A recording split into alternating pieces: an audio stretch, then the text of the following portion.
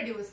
आज के लेक्चर में हम पढ़ेंगे about sexual reproduction and sexual reproduction in plants. First of all, we'll start with the definition of sexual reproduction. So, it is a type of reproduction which requires two individuals. It is biparental, in which male and female gametes fuse together to form a new individual. मतलब इसमें नया individual बनाने के लिए हमें दो gametes की requirement होती है, out of which one is male and the other one is female. Now, the gametes are also known as germ cells. These are also known as germ cells which are male and female. There are two germ cells, male and female, which are haploid, यानी कि 23 chromosomes वाले। देखो, now अब ये जो germ cells होते हैं, they divide by the process of meiosis, and we all know that meiosis में chromosome number reduces to half. The chromosome number in humans is 46. But when meiosis takes place in these germ cells, the chromosome number becomes to 23. So 46 is the diploid and 23 is the haploid. So both male and female are haploid, which fuse together to form zygote. Now zygote is the diploid, because when N and N will fuse, then it will form a 2N diploid. So zygote is always diploid. अब जो दो germ cells होते हैं, जो दो gametes होते हैं, उसमें से एक जो होता है, it is usually large, stores food and non-motile. एक का साइज हमेशा बड़ा होगा जो फूड को स्टोर करेगा, एंड नॉन मोटाइल मतलब वो मूव नहीं करेगा, एक ही प्लेस पे रहेगा. That one is generally the female gamete, and the other one is smaller in size and motile, जिसका साइज छोटा होता है, एंड मोटाइल मतलब it is able to move from one place to another. Generally ये वाला होता है male gamete.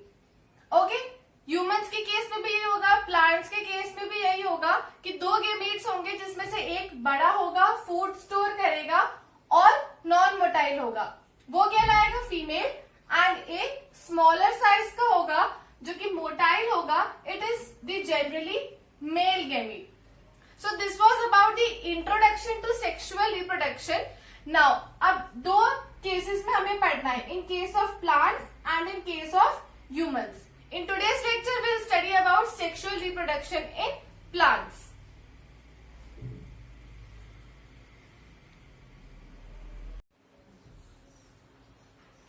Okay, so next we have to start with sexual reproduction in plants. पहले हमें plants में study करना है कि किस तरीके से sexual reproduction का process perform होता है. So, the reproductive organ of a plant is flower. Flower होता है प्लांट का रिप्रोडक्टिव ऑर्गन. तो अगर इसके थ्रू रिप्रोडक्शन का प्रोसेस हो रहा है, so that will be known as sexual reproduction. और अगर फ्लावर्स के अलावा लीव, स्टेम या रूट से अगर रिप्रोड्यूस हो रहा था, तो उसको हम बोल रहे थे vegetative propagation, which was a type of asexual reproduction. Now अगर उस फ्लावर में मेल एंड फीमेल दोनों रिप्रोडक्टिव ऑर्गन अगर एक ही फ्लावर में है, then that flower will be known as bisexual or hermaphrodite. ठीक है, अगर मेल और फीमेल रिप्रोडक्टिव ऑर्गन एक ही फ्लावर में प्रेजेंट है, so that flower will be bisexual or hermaphrodite. और अगर मेल और फीमेल रिप्रोडक्टिव ऑर्गन अलग अलग फ्लावर में है, so that flower will be known as unisexual flower. That means one flower will contain male reproductive organ and the other flower will contain female. Both the parts will be separate. दोनों reproductive organ अलग अलग flowers में होंगे. So that kind of flowers are known as unisexual flowers. अब flower का काम क्या होता है? सबसे पहले तो gametes बनाना और fertilization में help करना. To help in making the gametes and fertilization मतलब male and female gamete का fusion. ये सारा काम होता है फ्लावर के अंदर. सेकेंड फंक्शन होता है टू अट्रैक्ट इंसेक्ट्स. इंसेक्ट्स को इसलिए अट्रैक्ट करना होता है because they will help in the function of pollination, that means transfer of male gametes from one flower to another, which we will study later. So these two are the functions of flower. Next we have to study the parts of flower.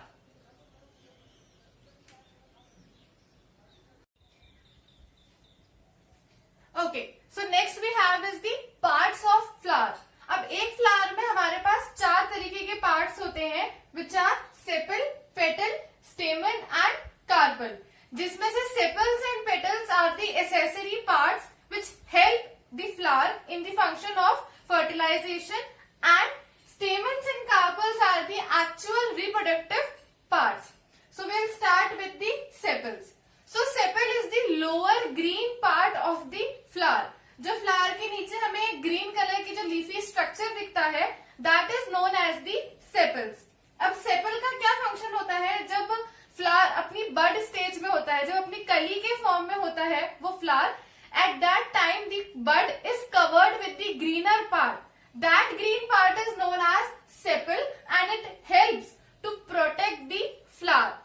So sepals help in the protection of flower. And अब एक leaf को हम बोलते हैं sepal, और बहुत सारी sepals present होती है फ्लावर के around. So the group of sepals is known as calyx. Calyx is the group of sepals. Next part we have is petals. Petals are the colourful parts of the flower. जो हमें फूलों की पत्तियां दिखती है, those are petals. So the colourful part of the flower is known as petals. अब petals में क्या होता है? उसमें फ्रेग्रेंस होता है. ठीक है, एक तो उसमें कलर होगा, सेकेंडली उसमें फ्रेग्रेंस होता है which helps to attract the insect for the purpose of pollination. Pollination के पर्पज के लिए वो इंसेक्ट्स को अट्रैक्ट करते हैं. Why? Because petals have colours and they have fragrance in them. Secondly, ये जो पेटल्स होती है, this help in the protection of the reproductive parts of a flower. जो फ्लावर के रिप्रोडक्टिव पार्ट्स जो नीचे होते हैं, उनको प्रोटेक्ट करने का काम होता है पेटल्स का. So petals help in the protection of those parts. Now एक सिंगल स्ट्रक्चर को तो हम बोलते हैं petal, and the group of petals is known as corolla. Group of sepals is calyx. Group of petals is corolla.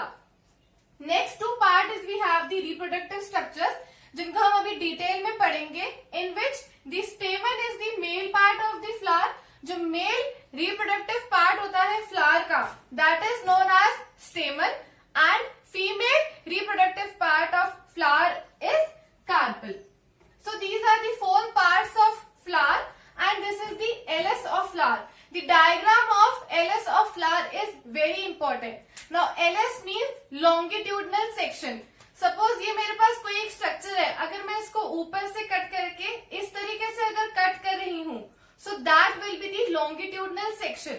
ऐसे ही एक flower को लेके उसको longitudinally कट करके this diagram has been drawn, that is known as LS. अब LS में हमें दिख रहा है सबसे नीचे इसके सेपल्स प्रेजेंट है, which are the greener leafy structures that protects the petals and the whole flower at the time of bud stage. जो यहाँ से leaf like colored structures निकलते हैं, those are petals. Here the labeling is petals. उसके बाद this whole structure, ये जो एंथोरोफिलामेंट label किया है, this is the stamen, the male part, and the center part in which have ovary at the base, style at the, this long tube is known as style, and stigma at the top. So this centered portion is known as female reproductive part, जिसको हमने बोला है carpel. Now next we'll study the structure of stamen and carpels in detail.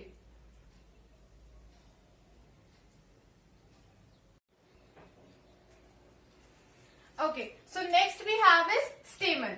As I told you before that stamen is the male part of the flower. ठीक है, stamen flower का जो होता है male part होता है and it produces pollen grains. And pollen grains are the yellow powdered structure जिसके अंदर male gametes present होते हैं. तो stamen का काम क्या हुआ? pollen grain produce करना, and pollen grains का काम हो गया to carry the male gametes to the female part of the plant. So pollen grains look like the yellow colored powdered substance which carries the male gametes, जिसके अंदर male gametes present होते हैं. pollen के अंदर present होंगे male gametes. अब जो स्टेमन होता है उसके दो पार्ट्स होते हैं. It is divided into two parts, namely anther and filament. The top most swollen part is known as anther and उसके नीचे का जो लॉन्ग ट्यूब लाइक स्ट्रक्चर होता है that is known as filament. तो जो एंथर होता है that produces and stores pollen grains. See anther दो लोब्स में डिवाइड होता है जिसके अंदर दो लोब्स होते हैं. फिर उसको फर्दर डिवाइड करने के बाद we get 4 chambers. Firstly it has 2 lobes. ऐसे 2 लोब्स प्रेजेंट होंगे. Here the upper portion is open so that हमको दिख सके कि अंदर पोलन ग्रेन्स किस फॉर्म में प्रेजेंट है. So the anther contains 2 lobes and inside the 2 lobes they have 2 chambers. So total हमारे पास 4 चेम्बर्स हो गए एंथर में which contains the pollen grain. This powdery structure is known as pollen grains. So anther का function क्या हो गया? पोलन ग्रेन्स को प्रोड्यूस करना एंड उसको स्टोर करना. नीचे का जो स्टॉक वाला पार्ट होता है that is known as filament. तो फिलामेंट क्या करता है? सबसे पहले तो एंथर को होल्ड करेगा और पोलन ग्रेन्स के डिस्पर्सल में हेल्प करेगा. सेकेंडली पोलन ग्रेन्स को जो न्यूट्रिशन चाहिए होता है डेवलपमेंट के लिए that is provided by the filament. Because it is a long tube-like structure, so it carries the nutrients to the pollen grains so that they can develop. वो develop हो सके इसलिए न्यूट्रिएंट कैरी करने का काम होता है फिलामेंट का. अब ये तो एक है. This one male part is known as stamen. अब ऐसा तो है नहीं कि एक ही स्टेमन प्रेजेंट होगा. बहुत सारे स्टेमन्स जब प्रेजेंट होते हैं, if there are many stamens, that group of stamens are collectively known as androecium. Androecium कब कहते हैं? जब बहुत सारे स्टेमन्स को हमें एक साथ रेफर करना है. So the group of stamens और we can say stamens are collectively known as androecium. ऐसे मैं बहुत सारे बना दूं तब फिर मैं उसको एंड्रोशियम कहूंगी. So this was about the male part of flower. Now next will study about the female part of flower which is carpel.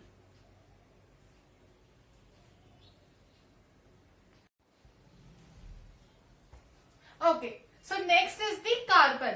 Carpel is the female reproductive part of the flower, है ना. Female part होता है जिसके अंदर हमारे पास 3 parts हैं. Carpel contains 3 parts, namely stigma, style and ovary. जिसमें स्टिग्मा जो होता है वो सबसे टॉप मोस्ट स्वोलन पार्ट होता है which is sticky in nature. ये यहाँ से थोड़ा स्टिकी इन नेचर होता है. Why? Because it has to receive the pollen grains. जो पोलन ग्रेन्स पॉलिनेट करके आएंगे तो सबसे पहले आके वो स्टिग्मा पे अटैच होंगे. So it is sticky in nature so that the pollens can attach on stigma. So top most swollen and sticky part of the carpel is known as stigma which receives the pollen grains. Next part होता है हमारा style which is a long cylindrical tube like structure जो simply stigma and ovaries को connect करता है. एक cylindrical tube है जिसके through pollen grains are transferred to the ovary. Now the ovary is the basal swollen part. ये सबसे basal part होता है. It is swollen in nature because it produces and stores the ovules. इसका काम होता है ओव्यूल्स का production and उनका storage. Now each ovary contain many amount of ovules. एक ओवरी के अंदर बहुत सारे ओव्यूल्स होते हैं लेकिन हर एक ओव्यूल के अंदर एक फीमेल गेमीट होता है. Every ovule contains 1 female gamete. There can be many ovules but एक ओव्यूल के अंदर एक फीमेल गेमीट होगा. So the ovule contains the female gamete. The production and storage of ovule is the function of ovary. ठीक है. This was all about the part of the explanation of the part of carpel which is female reproductive part of plant. अब ये तो एक है. this carpel is single. अगर मेरे पास बहुत सारे carpels present है एक flower में, so group of carpels or carpels are collectively known as gynoecium or pistil. ठीक है. अगर एक से ज्यादा कार्पल को रेफर करना है तो हम उसको कहेंगे gynoecium और we can call it as pistil also when we have to refer to more than one carpel. So this was all about our today's lecture in which we studied the sexual reproduction